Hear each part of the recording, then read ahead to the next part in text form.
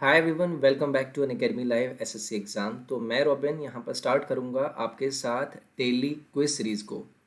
I hope आप इसमें participate करेंगे और आपका जो भी स्कोर रहता है आप अपने कमेंट सेक्शन में उस स्कोर को ज़रूर शेयर करें अपने साथियों के साथ। आपको आइडिया लगेगा कि आप कितना स्कोर वहाँ पर कर पा रहे हैं। तो ये होगा आपका केमिस्ट्री का क्विज़। ये कुछ मेरे बारे में जानकारी। My name is robin. तो चलिए मैं अपने सेशन को स्टार्ट करूँगा। पहले मैं आपको क्वेश्चन को शो करूँगा, उसको आपके लिए पढ़ूँगा, आपको समझाने की कोशिश करूँगा कि एटलीस्ट आपको पहले क्वेश्चन समझ में आए।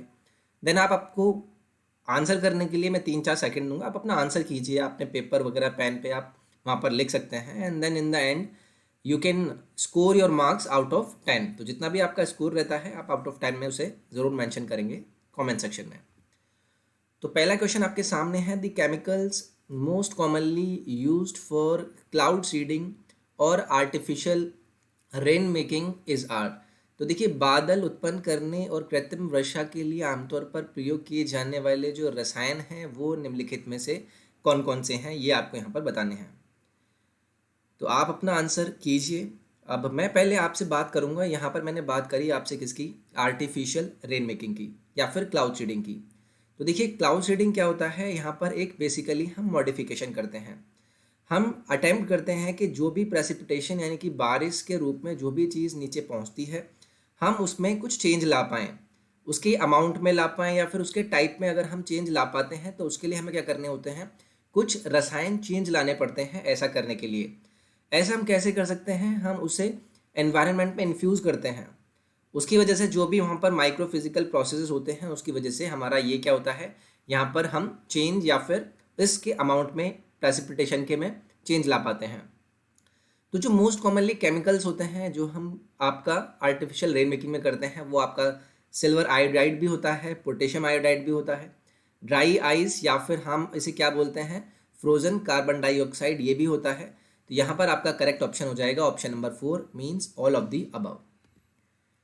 नेक्स्ट है the term brown air is used for. तो ब्राउन एयर शब्द का प्रयोग हम किसके लिए कहते हैं, यानी कि ये चीज़ क्या होती है जिसके बारे में हमें यहाँ पर बताना था।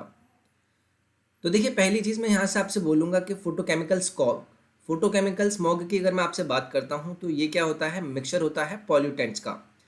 अब ये पॉल्यूटेंट्स क्या होते हैं, ये होते हैं आपके नाइट्रोजन ऑक्साइड्स।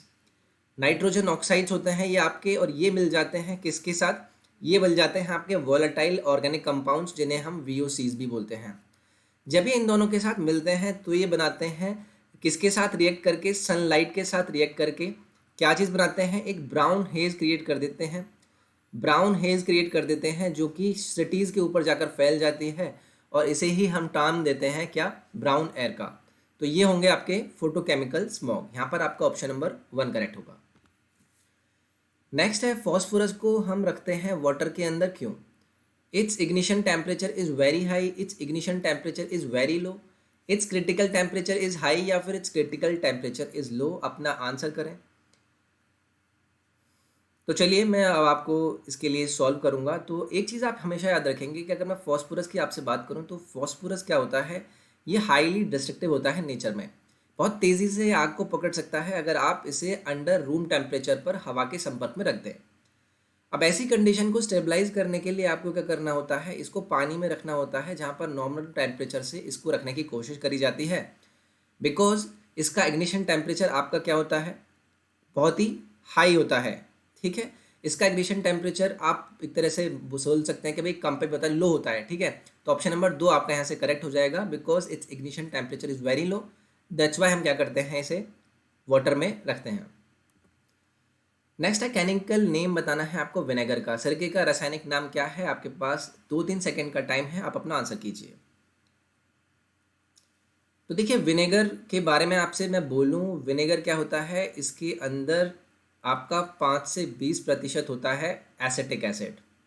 एसिटिक एसिड, और इसीलिए ही हम इसे बोल देते हैं क्या, एसिटिक एसिड। बाकी का जो भी इसमें 80% होता है वो आपका पानी या फिर अदर ट्रेसेस ऑफ केमिकल्स होते हैं। इसका फॉर्मूला मैं बात करूँ, फॉर्मूला भी पूछ लिया जाता है, तो ये होता है आपका CH3COOH। नेक्स्ट है, which is the heaviest metal among the following. तो निम्नलिखित इसमें तो बताइए कि कौन सा मेटल सबसे ज़्यादा हैवी है। अब देखिए, यहाँ पर ये देखकर मार्क नहीं करना है कि भाई आयरन सबसे ज़्यादा भारी होगा, सोने से तो भारी ही होगा। तो भारी का मतलब ये होता है कि उसकी एक्चुअली में डेंसिटी क्या है। अगर आप पीरियोडिक टेबल में डाउनवर्ड जाते हैं तो आपका क्या होता है, हैवीएस्ट हैवियर मेटल होता जाता है या फिर रेयर भी मेटल होता जाता है। तो यहाँ पर जो करेक्ट आंसर होगा आपका सिल्वर, आयरन और कॉपर में आपका गोल्ड क्या होगा, हैवीएस्ट मेटल होगा। नेक्स्ट है आपके सामने, which of the following is used as anaesthetics. तो एनेस्थेटिक्स के बारे में अगर मैं आपको बताऊं तो ये ऐसी चीज़ होती है जब आप किसी पेनफुल सर्जरी से या फिर आप डेंटिस्ट से अपने दांत वगैरह सर्च कराते हैं तो आपको एक इंजेक्शन लगाते हैं जो कि उस जगह को क्या कर देता है, सुन कर देता है, एनेस्थेस कर देता है। तो ऐसी चीज़ में आपको यहाँ पर बताना है कि वो कौन सा केमिकल रिएक्शन कंपाउंड है जिसे हम यूज़ करते हैं एज एनेस्थेटिक्स। आप आंसर कीजिए अपना। तो यहाँ पर आपका आंसर हो जाएगा N2O which is nitrous oxide. अब देखिए नाइट्रस ऑक्साइड को आप क्या करेंगे, इनहेल कराया जाता है आपको एनेस्थेटिक्स के रूप में, जहाँ पर आपको इसे डेंस्ट्री में यूज़ किया जाता है दांतों के लिए इलाज के लिए जब जाते हैं, या फिर आप जब किसी इमरजेंसी के कंडीशन में जाते हैं, जाने कि यहाँ पर वहाँ पर सर्जरी वगैरह होना होता है, तो वहाँ पर भी इसे यूज़ किया जाता है। ऑप्शन नंबर 2 आपका यहाँ से करेक्ट हो जाएगा। नेक्स्ट है the beach sand of Kerala are rich in. तो केरल में समुद्री तट की रेत में भरपूर मात्रा में क्या पाया जाता है, अपना आप आंसर यहाँ पर करेंगे।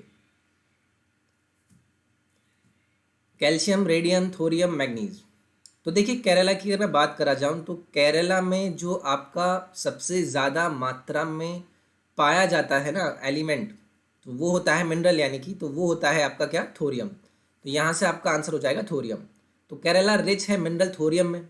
दिस पर्टिकुलर मिनरल क्या है, ये आपका key to India's 3rd stage 3 state nuclear power programme के अंदर आएगा, क्योंकि ऑब्वियसली थोरियम आपका कहाँ पर यूज़ होता है, न्यूक्लियर पावर प्रोडक्शन में। तो यहाँ पर आपका आंसर हो जाएगा Kerala is famous for thorium element. Next है nylon threads are made of. तो नायलॉन धागा किससे बना होता है, अपना आंसर कीजिए। 4 आपके पास ऑप्शन है, polyester polymer, polyamide polymer, polyvinyl polymer या फिर पॉलीसेक्राइड पॉलीमर। तो देखिए पॉलीअमाइड पॉलीमर होते हैं आपके क्या, नायलॉन थ्रेड्स। अब नायलॉन थ्रेड्स आपके इससे बने होते हैं, these are thermoplastic materials, thermoplastic होते हैं which is silky in nature. और इसे इन्वेंट किसने किया था, इसे इन्वेंट किया था जूलियन हिल। जूलियन हिल ने इसे क्या किया था, इन्वेंट किया था। नेक्स्ट है आपका, विच of the following is not a donor atom. तो निम्नलिखित में से कौन दाता परमाणु नहीं है, फॉस्फोरस, एंटीमनी, आर्सेनिक या फिर एल्यूमिनियम। आंसर करेंगे अपना। तो देखिए आपने अगर सेमीकंडक्टर फिजिक्स पढ़ी है तो वहाँ पर क्या होता है, एक डोनर को उसकी उसको उस एनिमल को डोनर बोला जाता है जिसके अंदर क्या होता है, आपका एन टाइप रीजन होता है। एन टाइप रीजन यानी कि उसके अंदर एक ऐसी टेंडेंसी होती है कि वो किसी भी इलेक्ट्रॉन को अपने अंदर ले पाए। और एल्यूमिनियम एक ऐसा आपके पास यहाँ पर एलिमेंट है जिसके अंदर ऐसी टेंडेंसी होती है, यानी कि वैलेंसी इलेक्ट्रॉन ये ले सकता है, और इसके साथ साथ इसी वजह से हम इसे क्या बोलते हैं, दाता परमाणु नहीं बोलते, क्योंकि ये लेता है देता नहीं है, तो इसलिए इसको हम बोलेंगे धातु परमाणु नहीं बोलेंगे। नेक्स्ट है, विच of the following is a natural polymer. निम्नलिखित में से कौन सा एक प्राकृतिक पॉलीमर है। आंसर करेंगे।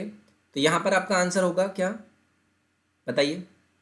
तो आंसर हो जाएगा आपका यहाँ पर ऑप्शन नंबर 4 यानी कि स्टार्च। तो पॉलीमर क्या होता है, एक चेन होती है जहाँ पर रिपीटेड यूनिट्स होती हैं जिन्हें ड्राइव किया गया है कहाँ से, आपका ग्रीक से, जिसका वर्ड कौन सा है, पोलू। इस पोलू का मतलब क्या होता है, मैनी, ठीक है। तो इसीलिए यहाँ से आपका निकलता है। और यहाँ पर अगर मैं बात करूँ नेचुरल पॉलीमर की, तो ये होगा आपका स्टार्च, यानी कि ऑप्शन नंबर 4 आपका यहाँ से करेक्ट होगा। So this was the quiz part, जहाँ पर आपके लिए मैंने 10 क्वेश्चन केमिस्ट्री से डिस्कस किया। आई होप आपको ये समझ में आया होगा। Please do like it, share करें इसे अपने फ्रेंड्स के साथ and subscribe this channel. Telegram और इंस्टाग्राम पेज को जरूर फॉलो करें, जहाँ पर रेगुलर वीडियो लिंक्स और पोस्ट आपको मिलते रहते हैं। नेक्स्ट पार्ट में आपके साथ मिलता हूँ। अपना ख्याल रखिए, take care, bye bye and thank you.